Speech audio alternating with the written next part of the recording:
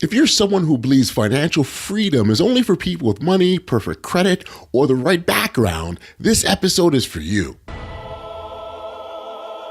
Driven by purpose, fueled by passion, my words got power, my thoughts have action, motivation, stay gracious, that's greatness, be audacious, motivation, be audacious, innovation, be audacious, inspiration, be bold, motivation, be audacious. I thought that I needed to get everything in line. I needed the down payment. I needed to get the savings so I could have the down payment, so I could then have my credit right and get all my taxes in order. I needed all these certain pieces before I could ever, even think about buying property or owning apartment buildings and all of that stuff. So I learned how to do it and it clicked. I'm like, why didn't I know this 20, 30 years ago? Why did I keep myself stuck? So I had to, it was a long, hard road, a lot of mistakes, a lot of costly mistakes, but it's the cost of tuition. And so now I know exactly how to do it. And I'm showing others how to do it and stop being stuck and struggling unnecessarily because you count yourself out just because you don't know. What if the real thing holding you back isn't money at all, but the belief that you don't belong in the room where wealth is built? Here on the Audacious Living Podcast, the goal is simple: to challenge limiting beliefs, rethink what's possible, and help you live audaciously in your own context. Today, I'm joined by David Webb, also known as the No Money Millionaire. David grew up on the inner city of Detroit. He spent years counting himself out and eventually rewired his mindset to build wealth through real estate using creative financing and partnerships without putting any money down. Even more powerful, he's now helping others to do the same and build a legacy that extends far beyond themselves. It really is an insightful conversation with lots of great information, and David openly shares, which is fantastic. So without any further ado, let's turn to our conversation with David Webb, the No Money Millionaire. Enjoy. Hey, David, thank you for joining me here today on the Audacious Living Podcast. I appreciate you for taking the time to be here, my friend. Thank you, Audley. I'm happy to be here. Thank you for having me.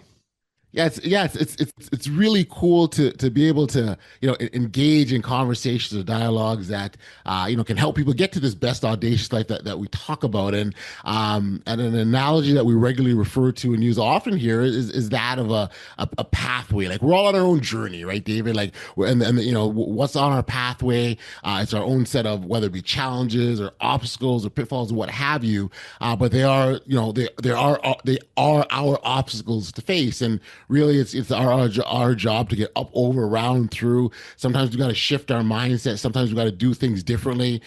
Some instances, you got to hit rock bottom to get ourselves back up, and that's where we test our resilience and our fortitude and all these great things that we know to get us to the other side. And so that's kind of what we really want to focus on. I think it makes sense for you, given your own personal journey, because you experienced that. You've experienced being at the bottom and climbing yourself back up, and not be defined by the things that happened to you, right? It's what you do after those things have happened. And so maybe as a starting point, David, I'd get you to introduce yourself to our audience, talk about the work that you do and what's got you to the point that you're at now.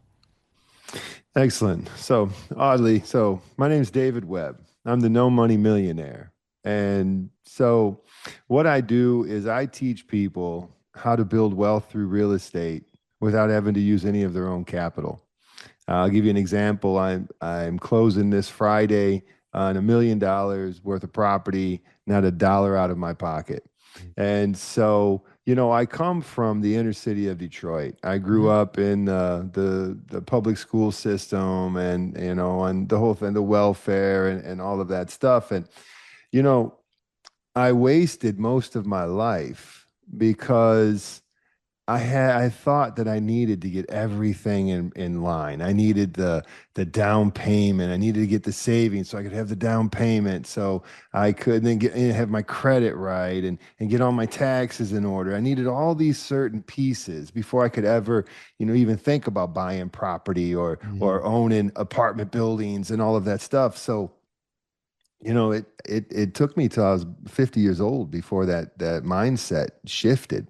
Hmm. And that's the push behind my book, because I still know a lot of people from where I'm from that are struggling and Right. living paycheck to paycheck, or not making ends meet. And and at 50, we're looking at a retirement that is less than what we've worked the last 30, 40 years for. So we're going to work hard for 30, 40 years to get to a retirement age to be on a fixed income, to Right. not be able to make ends meet. I watched it with my mother. My mother had to, I'd come over to my mother's home, and my mother, she was sitting there in the dark having candles. And I'm like, what is going on here? And she said, well, she didn't want her electric bill too high, because then that would take money away Mm. from her groceries. Right. And so, who wants to work 30, 40 years to be faced like that? So, I learned how to do it, and it clicked. I'm like, why didn't I know this 20, 30 years ago? Why did I keep myself stuck? And Mhm. so that's where the whole idea for the book came out, to help people from where I'm from or similar Yeah. situations. And that's what I've been doing. So when you ask those questions, why? What was the answer? What'd you come up with? When I ask the questions, why, what Like why were you question? stuck? Right? You said you actually said, Oh, those because I had chained myself down with those beliefs. I had thought that I needed all of these pieces that aren't true. You don't need. I just had someone close on August 1st. He was a guy who had been renting. He had to move. He had four dogs. He didn't have money for a down payment. His credit wasn't right. His taxes weren't all in order. And I helped him. He followed my method. I helped him August 1st. He closed on a triplex. He was able to move in one of the units. The day he closed, August 1st, he collected rent. And so he was now the landlord collecting rent. He was able to live in one, the other two pay for it. And he did it all without any money. He did it, no money down, and was able to become a landlord, which his mm, whole life previous, he couldn't even get approved to rent somewhere. right. And now that's all changed. And so it's the beliefs that, where we're from, where I'm from, Hmm. and other people in that area. We're not taught about passive income. We're not taught about how money works. We're taught Right. the opposite. We're taught we have to work hard. We have to go in, work hard for our money. And those other things aren't ever taught to us. Passive Gotcha. income, having Right. money work for you instead of you work for money. Mm. So I had to, it was a long, hard road, a lot of mistakes, a lot of costly mistakes, but it's the cost of tuition. And so Mm. now I know. Now I know exactly how to do it, and I'm showing others how to do it, and stop being stuck and Right. struggling unnecessarily because you count yourself out just because you don't know. Right. Right. Right. I'd love to hear how what role Audacity played in your journey from rock bottom to finding the success you have. Well, I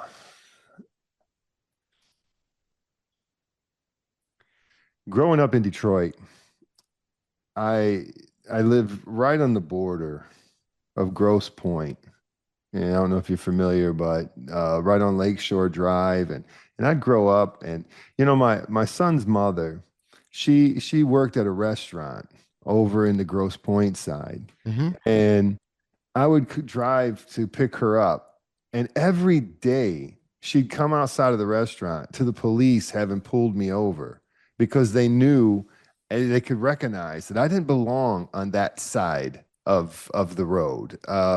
And so, and then Lakeshore Drive as a child, as a young guy, I would go out and I'd cut the lawns there, do landscaping. Then I'd have to come back over to the Detroit side, and Okay. and going from affluence to the poverty side.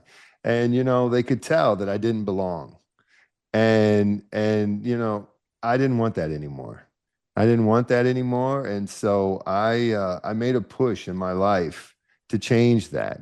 I didn't want to be singled out as the person who doesn't belong here. I wanted to definitely be known that I do belong there. And so that was a big driving factor for me. So the belief that you belong is that you sort of change your mind, your belief around, the belief Yeah. system change, switch rather. Yeah. I didn't, having both sides like that, the, it let me know that I wasn't going to let my surroundings or where I came from define me. Mm. I wasn't going to do that. And I saw it all around me. Everybody, nobody left, nobody made any changes. They just accepted this is what is written for them. And I couldn't do that. I couldn't do that. And so I had to make changes. I had to change my whole mindset. I had to change all of that. And so yeah, that was a big factor for me. I think that's important because oftentimes, again, we talk about these beliefs, right? That there's beliefs that, financial freedom is only for the wealthy. Yeah. So that shift of thinking and in terms of, yeah, I do belong here is it's really, really important, it sounds like. Yeah, well, it definitely was. It was a driving force. It was, I knew that I wasn't going to be stuck in my situation, in my upbringing, in my surroundings. That wasn't that, like, again, like I just said, that wasn't defining me. And I was Mm-hmm. going to set out, and it was a driving factor for almost my entire life. I had eventually moved to California, Mm-hmm. and when I got to California, again, I saw, people living an entirely different life. Um, so unlike where I was from in Detroit. And I just knew, this is what I wanted to provide to my son. Right. I didn't want us being defined by our circumstances or our where we came from. That Gotcha. wasn't who we were. Got you. Got you. Got you. Okay. I love it. I love it. Um, uh, yeah, I don't know if you hear that expression. You never forget your first, right? So I'd love for you to, if maybe you could talk about that first no money deal that you came up with. How did you make that work? Well, it's bittersweet to talk about it. Okay.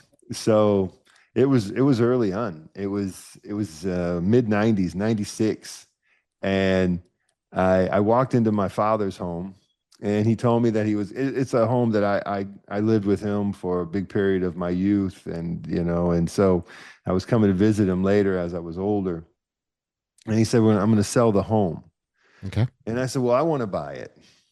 And he laughed at me. He said, "How are you going to buy this house?" I didn't have like a steady job at the time. I didn't have all the pieces that everyone thinks that you have to have. I didn't have the credit. I didn't have the taxes. I didn't have anything except I had a drive. I wanted the home. And so I just, at the time, there was the yellow pages. I don't Yeah. know how many Yeah. people remember those, but Yeah. there was the yellow pages, and I just went from one lender to the next. I didn't know where to begin.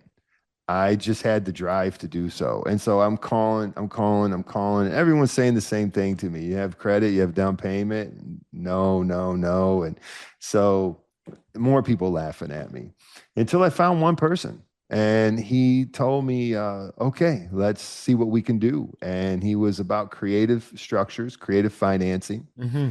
And so he worked it out. He said, well, since it's your father, and just all the pieces just happened to be right. But this was my introduction to creative financing. He said, Mm. since it's your father, he owns the home, he can gift equity to you. I brought my brother in the deal. So early on, I didn't recognize at the time, but I partnered with somebody on the Yeah. deal to bring Yeah. in what I was missing. And so we covered all the pieces. And my father, gifted equity to us as the down payment. My brother came on for the credit aspect. And, I ended up buying it. And on that particular property, since we were buying it from our father, he lowered the price. So the selling price was 80, but he said he'd give it to us for 60. So we still bought it at 80. So instead of just buying a no money deal, we closed and my brother and I split 10,000 apiece. So I went in with nothing. I came out with 10,000. So did my brother. But oddly, that didn't snap it. Right. That didn't break the beliefs that I had. I went Hmm. another 10, that was 96. It was early 2007, somewhere in there when the bubble was going and everyone was buying properties or giving loans to everybody. Even though I had done one already, that wasn't enough to break the chains that I had, Wow. that from growing up, what I had been chained down with. And so people said, Dave, you could buy a home. And I said, I can't buy no home. And I was already counting myself out without even trying, just because I still thought I needed all these pieces, Hmm. even though I had done one. Right, right. That's But fascinating, Dave. it still wasn't enough. Yeah, that's And because fascinating. those beliefs are strong, when that's Yeah. what you've been ingrained with, they're Hmm. hard to understand otherwise. And so in 2007, I just happened to be looking at Craigslist and there was a seller finance. And I got into that house with $1,000 out of pocket and I bought it. No credit check, no taxes, nothing. And I bought that home for $1,000. But real quick here, now that was two of those. I still didn't. It still didn't snap, and it still didn't say, "Oh, this is something you can do." Right, right. For those were just like fluke instances, and it wasn't enough. It wasn't until about 10 years later Yeah. where all of a sudden now, because I had been learning and reading and making a lot of mistakes all the way along, where then it all finally clicked. And I Mm. said, you need this, you need this, you need this to make this happen. And so then I started putting all of that into effect. And so it took a while. It took a while to break those Right. chains that I had created. And what was the key in breaking them though? For them to be that strong on you, like it had to be something special. Never giving up. Never Mm. giving up. Um, it's something I wanted to do. And, I just kept learning as much as I could. I read a lot. But in the beginning, it's really hard. The mindset and the beliefs that we are taught or pick up from where we're from, they're really hard to break. And Hmm. I find that right now with people that know me personally from Detroit, and they're still struggling, and Right. and they know what I'm doing. They know me personally. They see how I'm living and what I'm doing, but they still can't believe that it's for them, that they Gotcha. can do it. And so it's tough. It's tough to break those, but a lot of mistakes, a lot of just staying at it, perseverance, and then finally it all started to come together. I would imagine that, and even the example you gave, the story with your purchasing your father's home, creativity has been an important part of the work that you've done because it's never. I wouldn't say every deal is created equally, right? There's something different, a nuance, a aspect. So, how important has creativity been to you for you? Uh, Very much so. Very much so. Creativity, whether it's termed under creative finance or it's creative structures, because everything I do, like I mentioned, I'm closing on 9 houses. It's a group of properties. It's Mhm. $1 million. I'm not coming out of pocket a dollar. But I have, again, partners. Like I mentioned, my brother. It was an early aspect of learning how to partner with people, bringing in people Gotcha. that can bring in the pieces that you're not. And everyone has their role. So creativity, creativity comes even in the structures with partners, Yep. how it's presented to different forms of lending, even to the owners. If you're going to work with an owner for seller finance, there's creativity in those structures. None of it is ironclad, set out. It has to be this way, this way, this way. It's all open for creativity and different structures for sure. Yeah, yeah. I want to go back to that mindset piece because it's so important that when you adjust your mindset, it allows you to weather the storm. So because we know that there's going to be different types of challenges that are going to come our way, and we're not going to get someone knocking on our door saying, "Hey, at 3 o'clock, here's what's going to happen to you." We've got to be able to respond in that moment, and that's where the mindset shift comes in. So even if you lost everything today, right? You've got that mindset and even that blueprint, so to speak, that you could use to build yourself back up, isn't it? Isn't it? That is true. That is true. And I didn't understand that at first. You hear it. I've seen different, whether it's interviews or read it somewhere where they said if someone who's been very successful, and they said if you lost everything today, do you think you could get it back? And they're like, oh, easily. And I didn't understand it because I had never been in a position to understand it. I was still trying to learn. But once you, especially what I'm teaching, what I've learned and what I'm teaching, you don't need any money to do millions of dollars worth of deals for property where you're the owner of the property. So, you could lose everything, but you're not going to lose that. You're not going to lose that mindset right. That I can go out and just do another deal, put this together, and then you're right back at it again. So it took me, I tell a lot of times when I'm speaking to people that mm-hmm. I wished I had learned this, 20 years ago or so, because this last 20 years would have been a lot better off than they had been. There's a lot of struggling, a lot of mistakes, sure. And they're costly mistakes. And sure. That's what I've written in my book to try to help people avoid.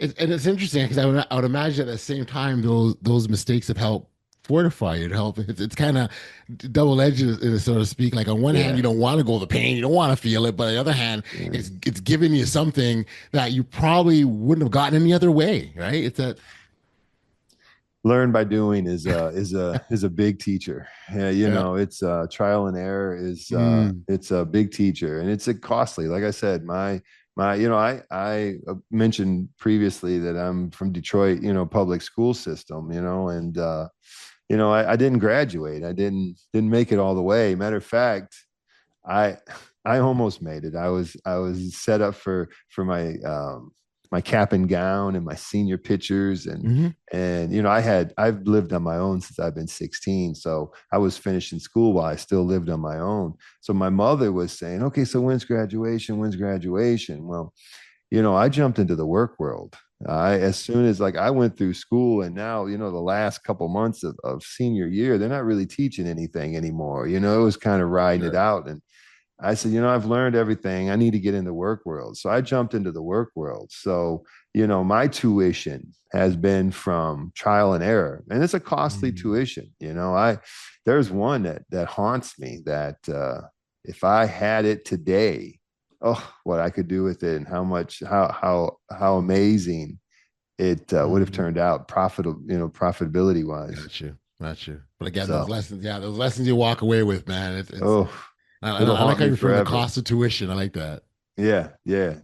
Oh, it costly mistake. And I'll always see the property. I'll always know that, the only reason I didn't make it happen is because I didn't know. I didn't know how to do what I do. Right. And I counted myself out. I went all the traditional ways, got all the no's, and I didn't know how to offset it. And instead of something that would have made a tremendous amount of money, I ended up losing a lot of money on the property. So, yeah. Got you. Yeah. Okay. Yeah. Again, you paid your tuition there. I get it. Yeah. So if you think about, people today, and I really would love to hear from your perspective, how people can use Audacity to overcome, the fear or the risk even of getting into the real estate market as an investor.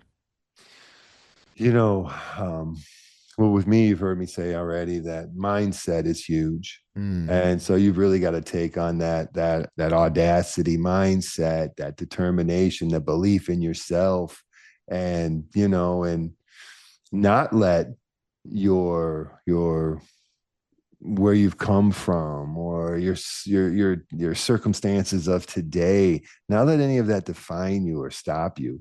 Yep. Really know that you can do it. You can do it in this world, and and hold that belief, and don't let people, don't get deterred. by anybody's limiting beliefs, or you wouldn't believe how much I encountered, and maybe you've encountered the same, but along the way, everybody knew what I was shooting for, what my Yeah. goal was. And everyone's just thinking that I was just, crazy, and, you should have more realistic goals. Yep. And I'm like, well, why is it unrealistic? I mean, people are doing it. So, Right. Right. so I can too. So I believe that the audacity and the belief and, that desire in yourself is a huge motivating factor and driving force.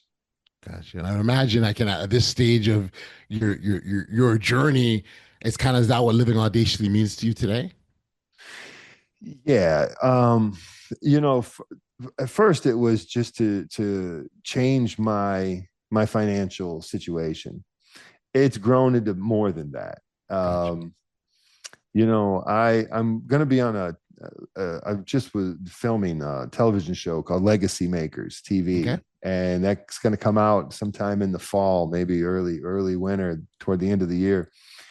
And that, it was about, well, you leaving a legacy, and so just chasing financial freedom. Well, that's a big goal, but now that I'm helping others change their lives, and Yeah. it goes beyond just them. The gentleman that just closed August 1st, he had that mindset that he couldn't do it. He had thought he would never be a property owner. He thought he never Mm, would. And so he followed my method, and he just closed in a triplex. And now that's going to pass down to even his children. He's going to now teach his children differently than he had believed up yes. until that point.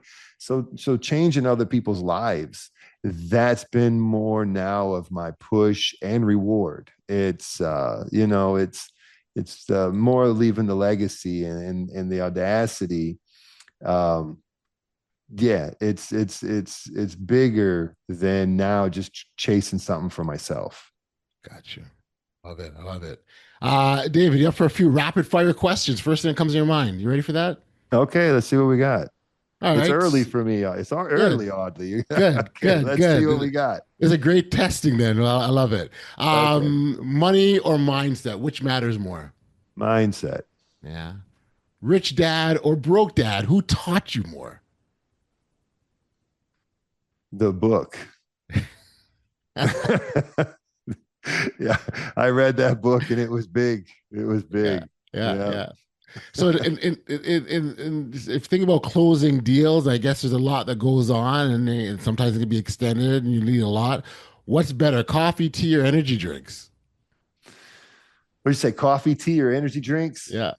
Okay. Well, it depends. Oddly, through my path, Yeah. it was a lot of energy drinks, but now it's tea.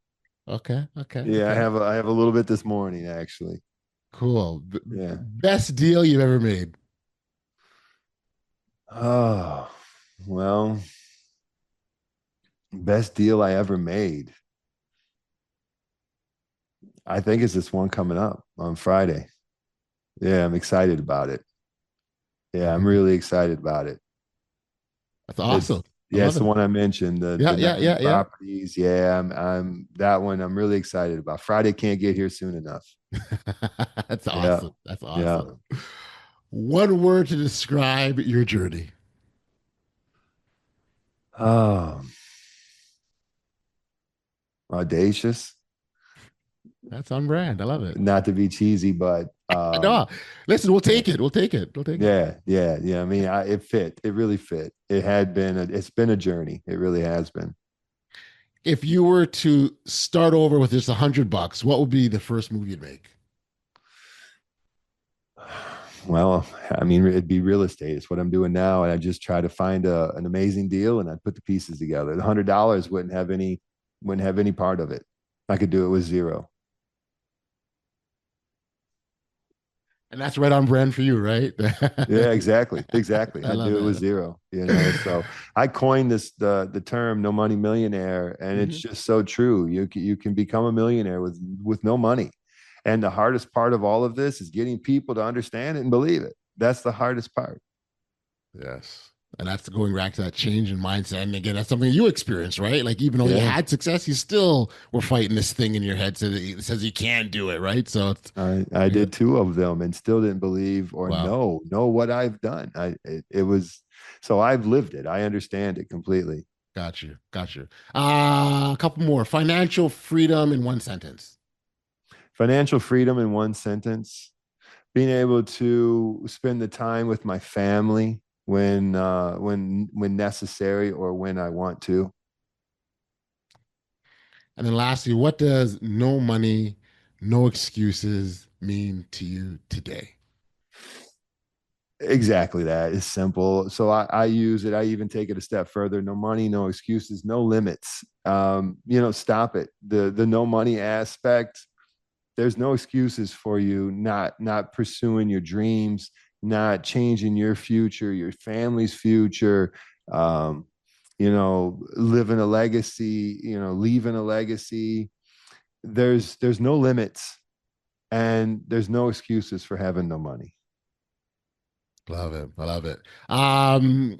For listeners that wanted to connect with you, David, directly, work with you, get a copy of your book. Let's see that book again. Let's show it one more time. Sure. It's No Money Millionaire, How to Build Wealth Using Other People's Money. Very cool. And so it's on Amazon. You can find it at Barnes & Noble, Amazon. Matter of fact, right now, I'm offering it as a free download on my website, which is nomoneymillionaire.com. You can find me on Facebook, No Money Millionaire. Instagram is The No Money Millionaire. And so you can Google it, No Money Millionaire. You'll be able to find it. But for all of your listeners, Audley, it's on my website right now as a free download for a limited time. Cool. What we'll make sure and do is that all the appropriate details will be in the show notes so people can access that. David, this has been very, very cool. I love the story. I love the journey and the manner in which you've diligently gone about, bringing yourself to a level of success. But then you turn around and want to help others, which is just absolutely incredible and amazing. So congratulations on that. Congratulations on your journey. And thank you again for being a guest on the Audacious Living Podcast. Thank you. Thank you for having me. This is a great time. I really appreciate you giving me your time. Very cool. Be well, my friend. Take care. Thank you. Take care.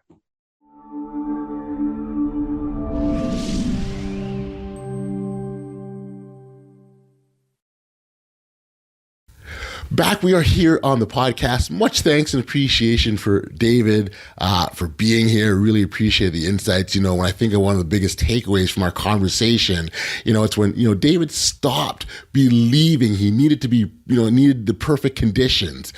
Everything began to change. And what I love most about this is as how clearly he showed that mindset is, that's where the real currency is. Money comes later, but once you learn how to think differently, you can rebuild again and again, no matter what life throws at you. If this episode resonated with you, I encourage you to connect with David directly. Check out No Money Millionaire. Grab the free book, download while it's available, and follow his work if financial freedom, real estate, or legacy building are part of your vision. And here's an analogy I want to leave you with, right? Because too many people stand outside locked doors waiting for the keys that don't exist. David's story reminds us that sometimes a door opens when you realize you're allowed to knock differently. Knock differently. If this episode added value, take a moment to like it, share it with someone who needs to hear it, and leave a review. Every time you choose to grow audaciously, you don't just change your life, you help change the world. So glad that you could be here with us on another episode. I want to take this opportunity to thank you for tuning into another episode of the Audacious Living Podcast. As we go, I simply want to say thank you. Appreciate you being here and show love and live life audaciously. Driven by purpose, fueled by passion. My words got power, my thoughts have action. Motivation, stay gracious. That's greatness. Be audacious.